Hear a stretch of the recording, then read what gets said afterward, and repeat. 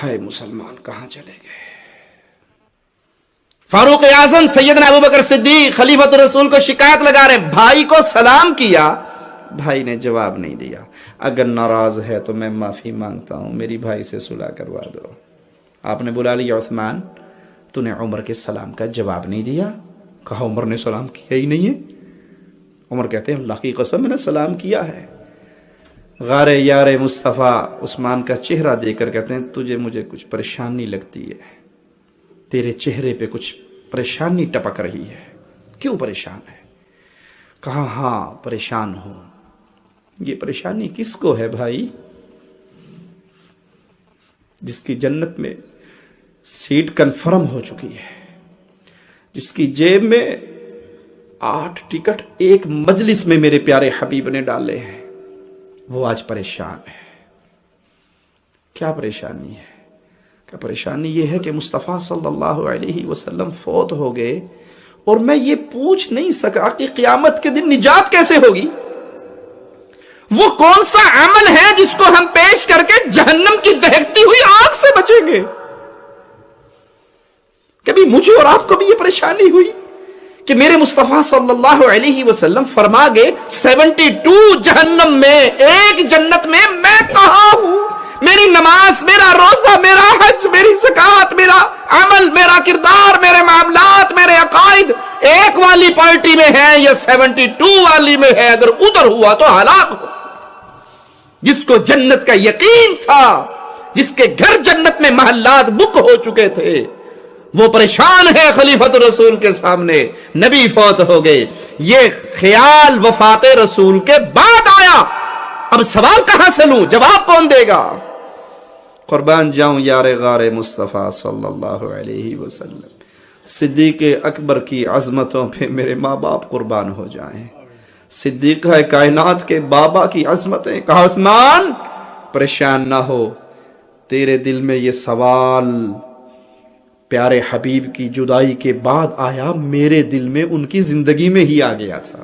میں نے پوچھا تھا پیارے نبی سے، میں نے پوچھا تھا پیارے نبی سے نجات کیسے ہوگی؟ کس نے پوچھا؟ اس نے جس کے بارے میں پیارے حبیب نے کہا تھا اللہ دھرتی پہ تیرے بندوں نے تیرے رسول پہ جتنے احسان کیے میں نے سب کے بدلے دے دیے، صدیق کے بدلے میں نہیں دے سکا، تو اپنے خزانوں کے منہ کھول کے دینا۔ اس کو یہ ٹینشن میرے نبی کی زندگی میں ہوئی کہ نجات کیسے ہوگی۔ پیارے حبیب نے فرمایا اے ابو بکر، وہ کلمہ لا الہ الا اللہ جو میں نے اپنے چچا ابو طالب پہ پیش کیا تھا، اس نے ٹھکرا دیا تھا، اگر وہ پڑھ لیتا یہ اس کے لیے نجات ہو جاتی۔ یہ کن کا حال ہے؟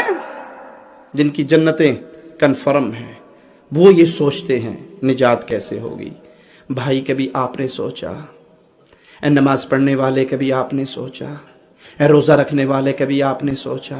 اے گرم نرم بستر میں سونے والے کبھی آپ نے سوچا میں کہاں ہوں؟ جو 72 میں ہیں یا 1 میں ہیں، اگر سوچ دل میں انگڑائی لیتی ہے، دیکھوں تو صحیح، قرآن پاک کو کھولوں تو صحیح، ٹرانسلیشن کو پڑھوں تو صحیح، احادیث مبارکہ کا مطالعہ تو کروں، منہج سلف کو سمجھنے کی کوشش تو کروں۔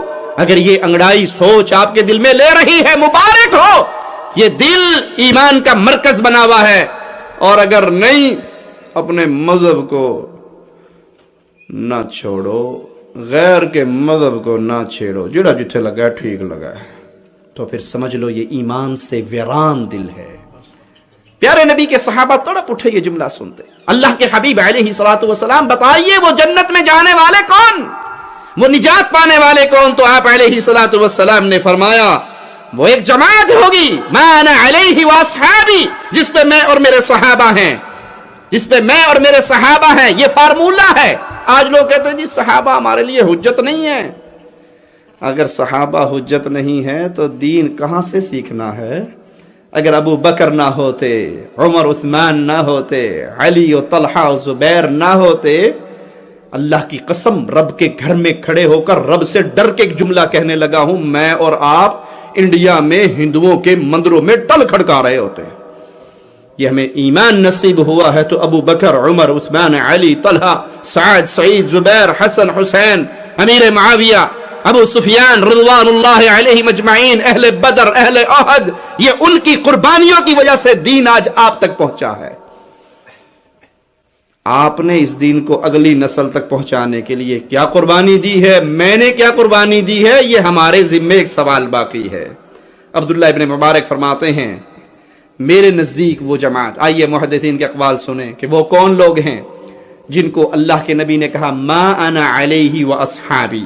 عبداللہ ابن مبارک فرماتے ہیں میرے نزدیک وہ اہل الحدیث ہیں، جو نبی کے منہج پر ہیں، جو صحابہ کے راستے پر ہیں، جو اس طریقہ کار پہ ہیں، وہ صرف اہل الحدیث ہیں، کیونکہ یہ زندگی کے ہر مسئلے میں دو ہی بات کرتے ہیں، قرآن میں ہے، حدیث میں ہے۔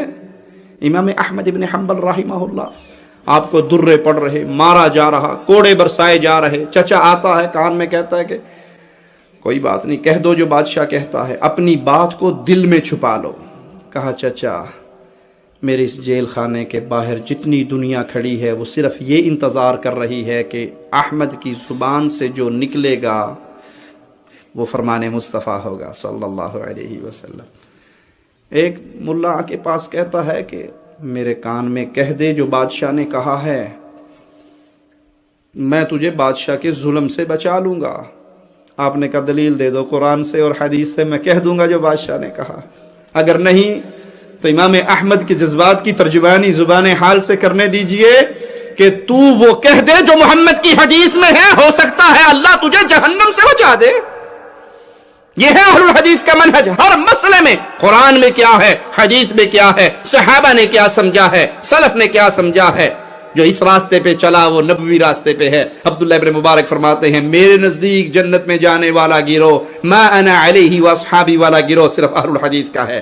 امام یزید بن ہارون رحمہ اللہ فرماتے ہیں اگر یہ گروہ اہل الحدیث کا نہیں ہے تو میں جانتا ہی نہیں ہوں کہ وہ ہے کون۔